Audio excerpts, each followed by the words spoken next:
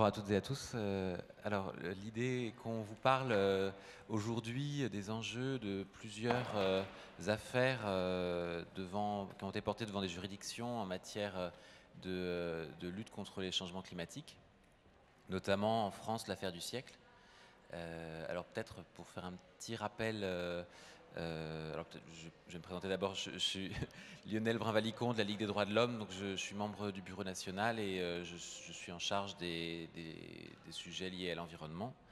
Et puis donc je suis avec François Croquette vous avez vu son parcours, mais peut-être qu'il travaille à la mairie de Paris sur les enjeux climat, donc voilà, il pourra aussi intervenir sur ces aspects-là. Alors peut-être quelques rappels sur l'affaire du siècle.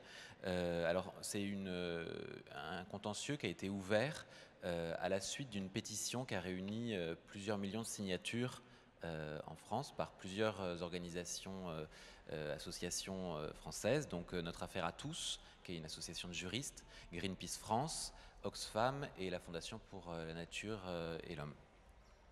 Alors cette affaire, en fait, elle visait à faire valoir la carence de l'État français dans la réponse à ses obligations en matière de lutte contre le réchauffement climatique. Et donc, à la suite de la pétition qui a été lancée, s'est enclenché en fait par les associations un processus de recours donc devant la juridiction administrative qui a été lancé à la fin de l'année 2018. Alors ensuite, donc la procédure s'est enclenchée dans les années 2019 et 2020, il y a eu des échanges entre les associations et le gouvernement qui donc répondait par des arguments aux arguments avancés par les associations qui étaient rendus publics. Il y avait quand même un suivi dans le débat public assez important qui était évidemment facilité par le fait qu'il y avait eu beaucoup de visibilité à travers la pétition. Et puis ça a débouché sur un arrêt au début de l'année 2021, le 3 février 2021, du tribunal administratif, qui a condamné l'État, donc a donné droit aux demandes des organisations sur la responsabilité de l'État à faire face à ses obligations en matière de réchauffement climatique, et nommément le fait qu'il y avait un retard qui était pris par rapport aux objectifs auxquels l'État s'était engagé dans le cadre européen de diminution des gaz à effet de serre. Ça, c'est donc une victoire en France, la première victoire, la première reconnaissance de l'obligation de l'État à faire mieux pour lutter contre le réchauffement climatique. Mais en fait, ça s'inscrit dans un ensemble, alors évidemment international, où il y avait l'affaire Urgenda, d'autres contentieux climatiques qui avaient prospéré, auxquels les juridictions avaient donné droit, notamment aux Pays-Bas, mais aussi d'autres affaires sur les enjeux climat, avec notamment l'affaire Grande Sainte qui avait trouvé une issue un peu plus tôt, et puis le People's Case. Alors j'y reviendrai, mais j'ai cédé la parole à François Croquette sur d'autres affaires. Le People's Case était davantage sur les préoccupations d'individus vis-à-vis des changements climatiques, et qui justement apportait vraiment très précisément des conséquences sur leurs droits, sur leur capacité à subsister face au réchauffement climatique. Et du coup, je vous cède la parole là-dessus. Merci beaucoup Lionel, bonjour à toutes et à tous et bienvenue à l'Hôtel de Ville de Paris. Moi je suis donc François Croquette, je suis directeur pour le climat et la transition écologique ici à la Ville de Paris. Auparavant j'ai un parcours de diplomate et j'ai travaillé notamment à la négociation des accords de Paris et puis j'ai été ambassadeur pour les droits humains, donc j'essaie de joindre ces deux combats il me semble que ce qui se passe depuis quelques années en matière de justice climatique est effectivement un levier très important et très utile pour à la fois évidemment les défenseurs de l'environnement et aussi les défenseurs des droits humains. Ce qui s'est passé effectivement avec dans un premier temps l'affaire du siècle, et puis Lionel vient d'en parler, le recours intenté par la ville de Grande-Synthe. Donc pour ceux qui ne seraient pas familiers avec ni la géographie ni le droit français, donc Grande-Synthe c'est au nord de la France, tout près de Dunkerque, et c'est une commune qui a subi de plein fouet les conséquences du réchauffement climatique, l'érosion côtière, les phénomènes extrêmes, et donc qui a décidé de porter en justice sa demande, là aussi engagée de longue date, que l'État fasse plus, que la France fasse plus pour lutter contre le changement climatique, et tout simplement qu'il se conforme à ses engagements, puisque ce qui est en cause, c'est le respect de l'accord de Paris, donc conclu ici en 2015, et de la trajectoire climatique qui a été définie par l'État pour se conformer à cet objectif de limiter le réchauffement climatique entre 1,5 degré et 2 degrés par rapport à l'ère pré-industrielle. Le constat que nous faisons tous, et il n'y a pas besoin d'être grand clerc de notaire pour le faire, c'est que cet objectif n'est pas atteint, que les moyens que l'État y a consacrés ne sont pas suffisants, et donc comment faire pour aller plus vite, parce qu'on sait qu'on doit accélérer. La justice n'est pas réputée pour sa rapidité, mais peut-être que par la constance des arguments qui ont été développés, on peut obtenir des percées intéressantes. C'est ce qui s'est passé effectivement dans un premier temps avec le jugement rendu par le tribunal administratif de Paris dans l'affaire du siècle. C'est aussi ce qui s'est passé devant le Conseil d'État lorsque la commune de Grande-Synthe a été d'abord reconnue compétente pour porter ce recours. Ça, c'était une première victoire, parce qu'il n'était pas évident que les collectivités territoriales, les communes, les régions, les villes soient légitimes à engager des actions en justice sur ce point de l'inaction climatique. Le juge administratif en a décidé ainsi, et ça c'est une première percée. Ensuite, ce que le juge a dit, c'est que les objectifs que la France s'est fixés sont contraignants. C'est-à-dire que quand on dit qu'on va parvenir à la neutralité carbone en 2050, ce n'est pas des paroles en l'air, c'est quelque chose que l'État doit se donner les moyens d'obtenir, et ça suppose donc un effort beaucoup plus considérable que celui qui a été engagé. C'est pour ça que la ville de Paris et d'autres grandes villes, Grenoble notamment, se sont jointes à Grande-Synthe, qui a été pionnière en la matière, dans cette action, pour pouvoir forcer l'État à tenir tout simplement sa parole et à faire face à l'urgence. Et ça, je crois que c'est une première qui méritait d'être saluée.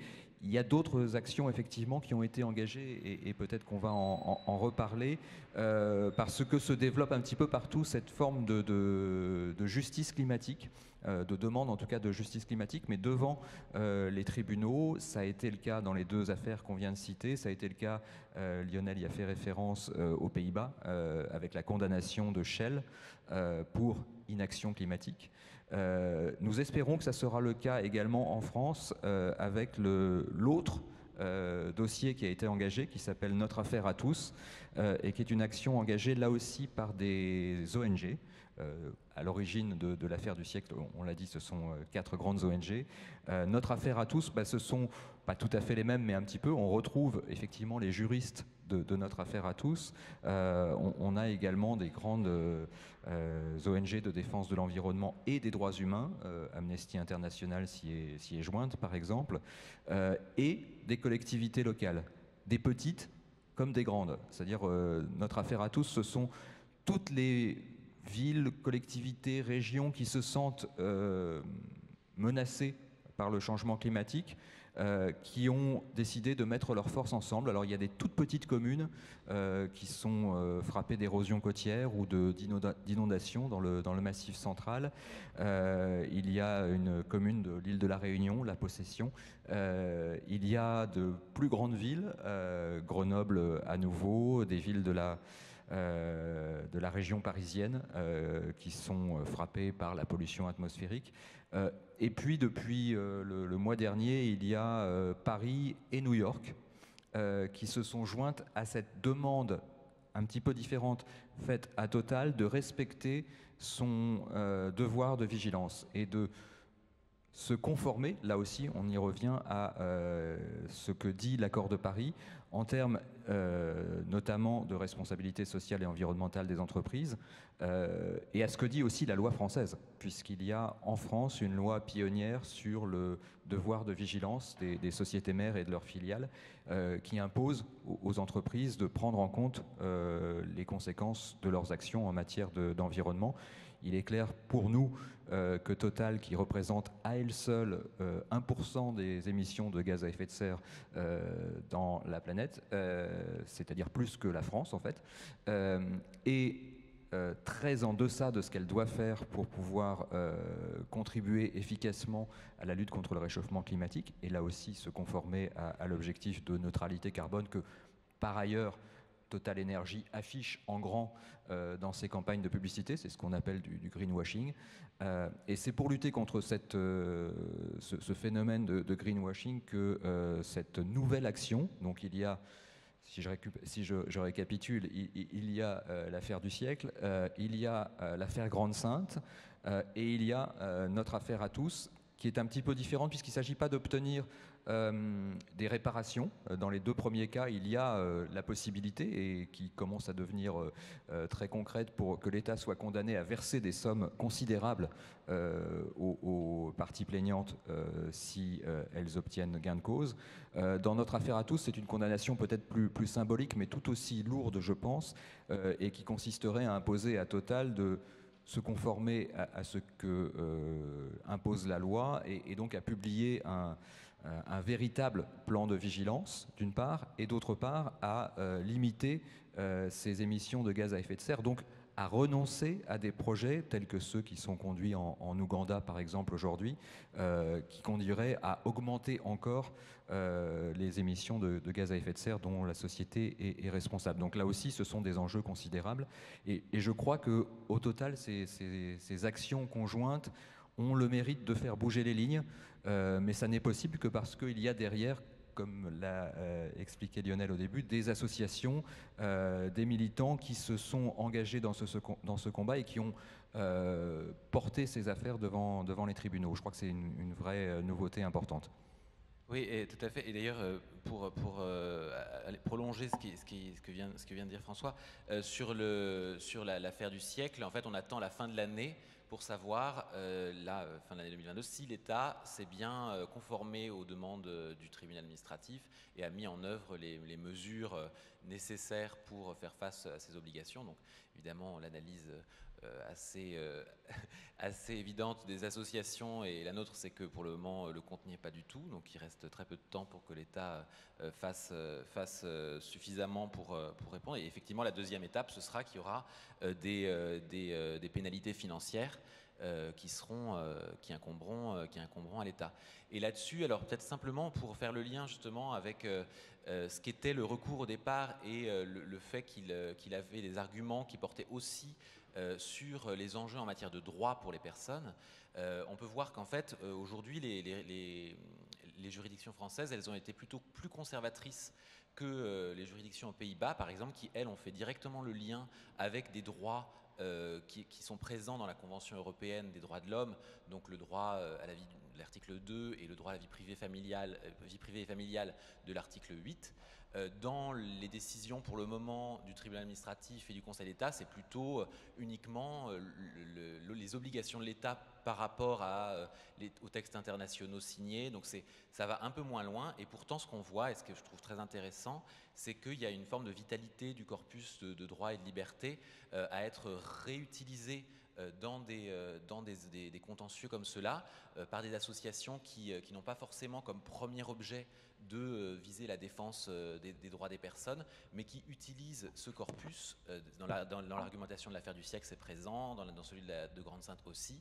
Donc c'est assez intéressant de voir que dans la défense de ce qu'on peut appeler aujourd'hui, alors justement par diverses associations, mais aussi par des collectivités de communs environnementaux, par exemple, en l'occurrence le climat, donc le fait d'avoir un climat qui ne se réchauffe pas dans des proportions qui rendent la planète invivable, on voit qu'il y a une capacité à s'organiser autour aussi de corpus comme celui des droits. Et ça, c'est des choses qui nous intéressent beaucoup avec les droits de l'homme.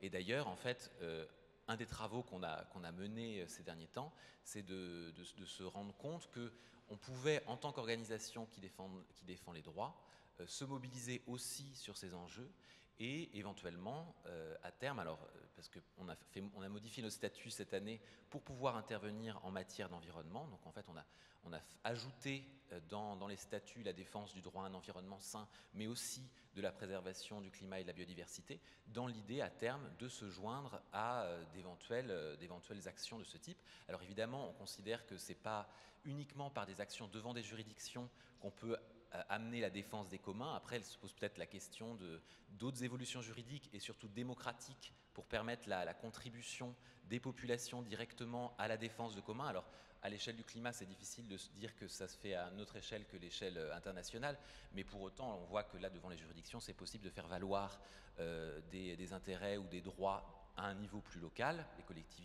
fait que les collectivités soient compétentes pour le faire le montre, mais aussi, et ça c'est intéressant, l'idée qu'on puisse à terme organiser pour la défense de communs locaux davantage de lieux de délibération, et ça c'est quelque chose qu'on souhaite porter aussi dans la période qui vient.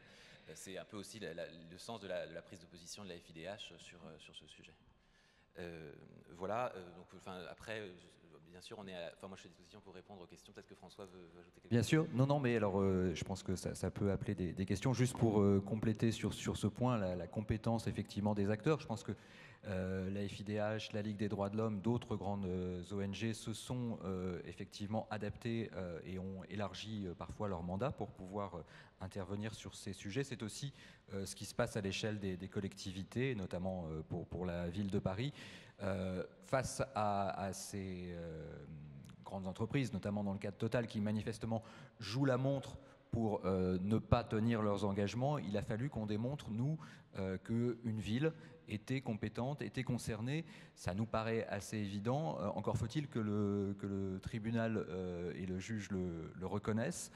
Et donc, il a fallu expliquer qu'à Paris, par exemple, les 2 degrés de réchauffement climatique ont déjà été dépassés par rapport à l'ère pré-industrielle, que ça implique des efforts d'adaptation, des dépenses nouvelles pour la ville, et notamment dans les cas les plus extrêmes de catastrophes climatiques. Une crue, c'est plusieurs milliards de dépenses pour y faire face pour une ville comme Paris, et New York qui a été confrontée à des phénomènes de submersion d'une ampleur qu'on n'avait jamais vue, a les mêmes défis. Donc on est et on se sent totalement compétent en la matière. Le fait que les tribunaux le reconnaissent est déjà une grande victoire. Et l'autre point, effectivement, c'est qu'on se situe au niveau notamment de l'Europe. L'un des textes sur lesquels s'appuient la plupart des recours, c'est le paquet climat-énergie de l'Union européenne, là aussi avec des engagements très forts qui ont encore été renforcés récemment. Il va y avoir, j'espère très vite, une directive européenne sur le devoir de vigilance basée notamment sur la loi française et la loi allemande qui va pouvoir permettre d'aller plus loin. Et puis enfin, ce qu'on disait sur le fait que ces combats pour l'environnement et pour les droits humains se rejoignent.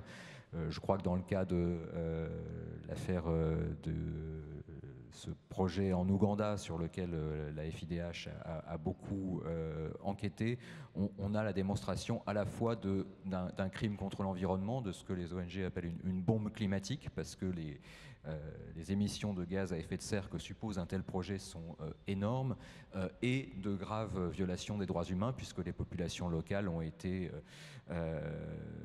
obligées de quitter leur territoire pour laisser la place à ce projet. La dernière actualité en la matière, toujours sur Total, qui décidément n'en rate pas une, c'est une plainte qui a été déposée par 2 ONG, dont une française, pour complicité de crimes contre l'humanité, au titre de l'activité de Total en Russie, et notamment des enquêtes qui ont été menées sur le fait que certains des carburants qu'utilise l'aviation russe pour bombarder les villes ukrainiennes proviennent des exploitations de Total. Donc on a là la conjonction de ces deux combats essentiels, et je crois que vraiment que les ONG qui ont été à l'origine de cette démarche et qui continuent à l'impulser et à faire preuve de beaucoup de créativité juridique, parce qu'on est dans un domaine nouveau, ont un rôle essentiel pour y parvenir, et que les villes doivent être à leur côté. En tout cas, pour ce qui concerne la ville de Paris, je peux témoigner que c'est le cas et que ça restera le cas. Mais peut-être est-ce qu'effectivement vous avez des questions ou des interrogations par rapport à ces démarches ?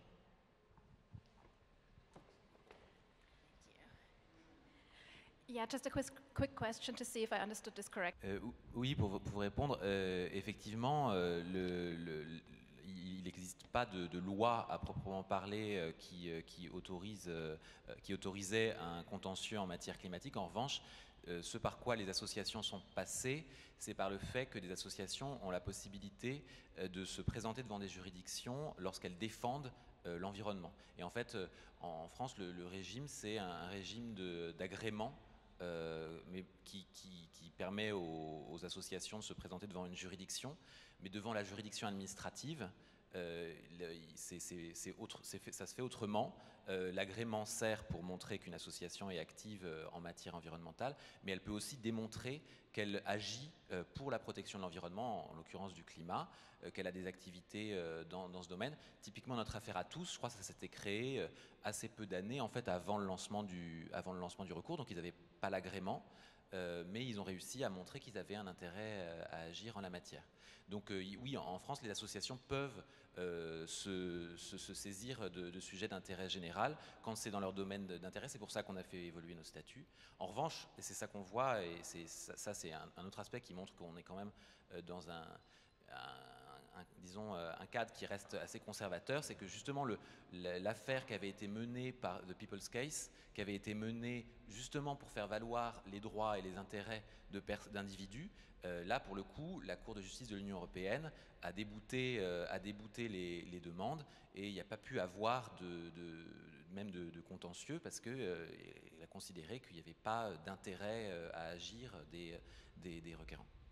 Pour les collectivités, c'est peut-être d'autres considérations aussi. C'est-à-dire que pour les collectivités, il faut quand même à chaque nouvelle affaire qu'on démontre au cas par cas notre compétence ou notre intérêt à agir. Mais de plus en plus, c'est la jurisprudence qui va évoluer et qui va permettre de consolider ces actions. De plus en plus, la jurisprudence va dans ce sens-là. Ça a été le cas, et c'est de ce point de vue-là que l'affaire Grande-Synthe est vraiment une percée, lorsque une commune comme Grande-Synthe a été reconnue par le Conseil d'État, donc la plus haute juridiction administrative en France, compétente pour agir en la matière, et ça nous donne une base solide pour creuser ce filon.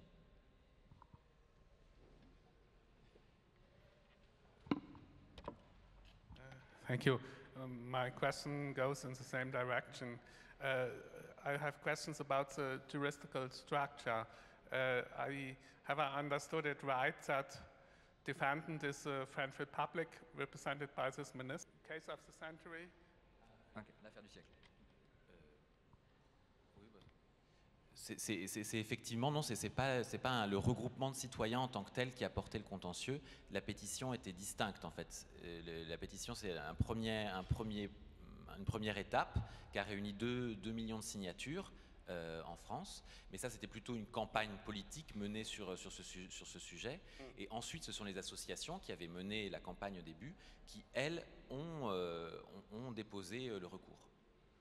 Il y avait une autre partie, enfin votre question avait un autre volet ou c'était ça votre question? Okay. Yeah, so the associations were the plaintiffs at this court, which was against the French Republic. Exactement. And at the national central level, the administrative court, or which court was it?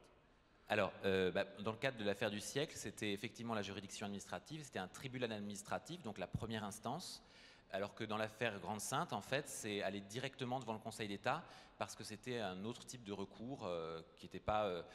voilà, c'était... Mais c'est une bonne question, effectivement, le niveau des tribunaux qui jugent est parfois différent. Effectivement, on a commencé avec l'affaire du siècle au niveau de la justice administrative de base. C'est quand même le tribunal administratif de Paris qui a statué, donc, ce qui est une instance reconnue. Le Conseil d'État dans l'affaire Grande Sainte, là c'était effectivement directement l'autorité administrative, le juge administratif suprême. Et dans le cas de notre affaire à tous contre Total, on va se trouver devant le tribunal judiciaire de Paris, parce que là on est dans le droit des entreprises. Et il y a une évolution, parce que ça a été aussi une grande bataille de procédure pour que ce tribunal judiciaire soit désigné compétent. Total disait ça relève du tribunal de commerce. Ça n'est pas une affaire civile, ça ne concerne pas les citoyens, mais juste une société. Et la loi, en fait, parce qu'après plusieurs... décisions qui étaient négatives. Le juge s'était défaussé en disant « moi je ne sais pas ». Tout ça est nouveau en fait. Ils sont un petit peu effectivement, sinon conservateurs, du moins frileux en la matière. Il a fallu que la loi impose que c'est le tribunal judiciaire de Paris qui devra juger cette affaire. Donc on a différents niveaux, mais tous ont leur dynamique propre, mais ils vont tous dans le même sens. On trouve que c'est un peu trop lent, mais en quelques années, la compétence des tribunaux, que ce soit civil, administratif, voire celle du Conseil d'État, est devenue la norme. Et ça, je crois que c'est très important pour la suite.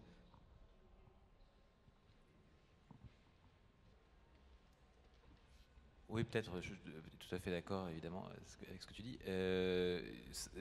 C'est vrai que pour les associations, et notamment les associations de défense des droits, en France, c'est en permanence un travail, effectivement, de réflexion pour savoir si on va être en mesure d'agir devant les juridictions. Donc les associations peuvent agir d'elles-mêmes sans avoir besoin d'être en lien avec des individus, mais pour autant, c'est pas forcément simple de faire reconnaître son intérêt à agir. Et peut-être pour terminer, parce que je crois que notre temps s'écoule, préciser que parmi les associations, c'est ça aussi la nouveauté, il y a des gens comme Notre Affaire à tous qui sont en fait des juristes. C'est une association de juristes engagés pour l'environnement et qui sont extrêmement actifs et utiles dans la rédaction, y compris dans le détail des mémoires que nous présentons collectivement. Et effectivement, sans eux, je pense qu'on aurait perdu beaucoup de temps.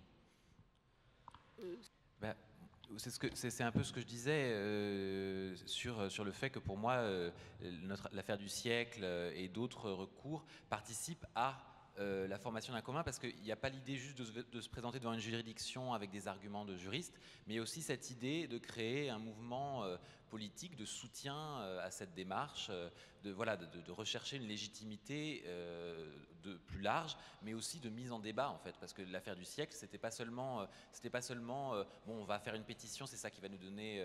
C'était aussi l'occasion de mettre en débat les raisons pour lesquelles l'État ne faisait pas face à ses obligations en matière climatique.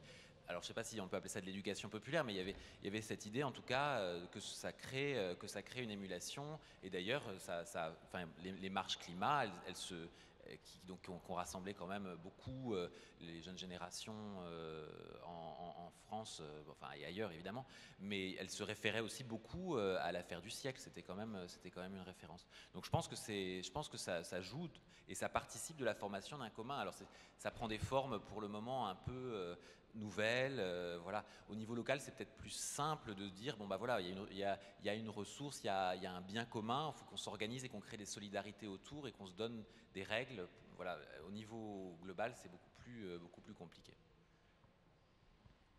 Peut-être juste pour compléter et conclure, sur ce point, effectivement, on est dans un domaine nouveau, c'est passionnant à échafauder.